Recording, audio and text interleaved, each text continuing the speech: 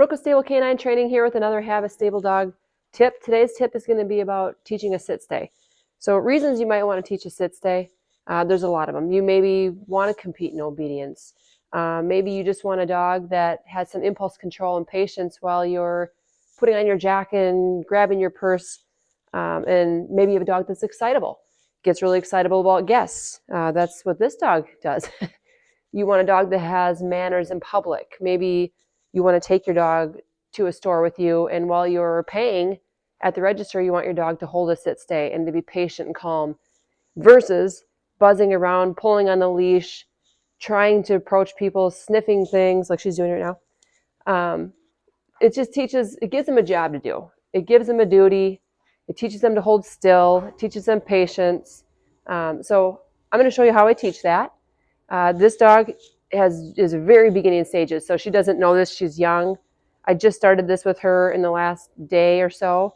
So all I'm going to do at this point is I'm going to tell her to stay. I'll show you the steps, and then I'm going to step out in front of her. I'm not going to go out to the end of my leash. I'm not going to expect her to hold a sit-stay for a minute. I'm going to do what I know she's capable of because I want to set her up to succeed. Also, really important when you're teaching any of these commands, sit stays and down stays and things that they could break and choose to not hold it, have a leash on. Too many people try to teach this in their house, no leash, just using some food, the dog breaks, darts off into the living room. You want to have consistency, you want it to be clear for the dog. So, okay, so I'll show you what I do. Come here, Juno. I'm going to tell her to sit.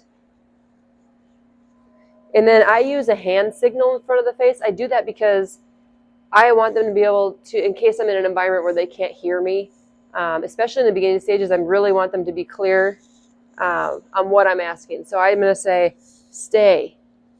And then I'm going to step out in front of her.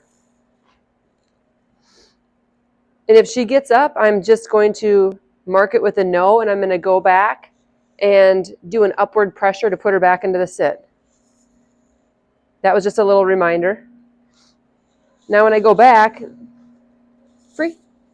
When you go back to the dog, I always return to heel because I don't want my dog to think that I'm going to release them from a stay from a distance away. Reason being, when they're in that sit stay, and let's say you progress to being out at the end of your leash, if you're saying free or calling them to you from a stay, they're going to be in the stay anticipating getting released and coming to you. I want my dogs to know that when they're holding a stay, to stay in that position, do not move, that I will come back to you to heel position, and then I will release you. So they don't have any anticipation built or wondering. It's really clear. So I'll do it again. This time I'm not going to say anything, and I'm just going to show you what I do. So I'll get a little better angle here. Sit. Stay.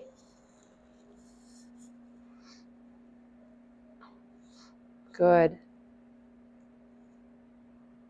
Good. Girl. Free. So what I was trying to say earlier, when you return to heel, that's a really common time that the dog will break. So you tell them to stay, you're out in front of them, and they're holding really well, and then you walk back to get into heel, and they pop up. And a lot of people will just ignore that or let it go. Don't let it go. Put them back into heel, into the sit.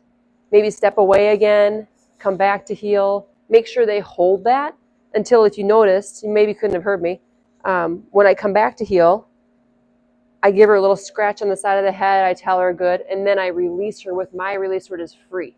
So I make sure that she doesn't just choose to get up on her own, or she doesn't just decide, oh, the exercise is over. She came back to heel. Now I get to get up and I get a treat. I'm going to make her wait until I give her a really clear release word. So stays it's really important to be very consistent, really clear. It helps the dog learn, sets them up to succeed. And working on it, repetitions. And you can see right now I was only out, a few feet in front of her. Over the next few days, I'm going to progress to being all the way out at the end of the leash. Then I'm going to progress to moving around while she's in the sit stay. Juno, come here. I might crouch down. I might do a little running motion. All those kinds of things that are going to tempt her to break that stay. But that's done incrementally over time. You build the distractions. You build the pressure to give them the opportunity to think about releasing. And again, if they release, take them back to where they were, put them back in the stay. Don't repeat the command. Just put them back and then move back out a distance away from them. A lot of people, what they'll do, a common mistake I see, you'll have your dog in a stay and you move away from them and the dog breaks and comes to you and then the person puts them back into a stay right here. I want to go put them right back where they were. Keep consistently putting them back where you left them. Again, it's just clearer for the dog. Less gray area. The less gray we have for dogs, the better. Really black and white and clear because we want them to do well. We want them to get it. We don't want them to be confused and we don't want to be getting in their way of learning. So that's how I teach sit stays. And then again, just keep building up the distance. Maybe get a long line where you can have them hold a sit stay and you're 15, 20 feet away. You're moving around them. Then you can start to bring in like other dogs healing around them if you're in a class setting or you have someone who can work with you. Take them to Home Depot, Fleet Farm, place like that allow dogs. Do sit stays while people are walking by with shopping carts. Like, get creative. You'll find that having a solid sit stay and down stay comes in handy a lot with your dog, especially in excitable times. You can put your dog into that stay. They have a job, they have a duty, and then they can be calm. It just makes life a lot easier. So good luck and put in the reps on those stays.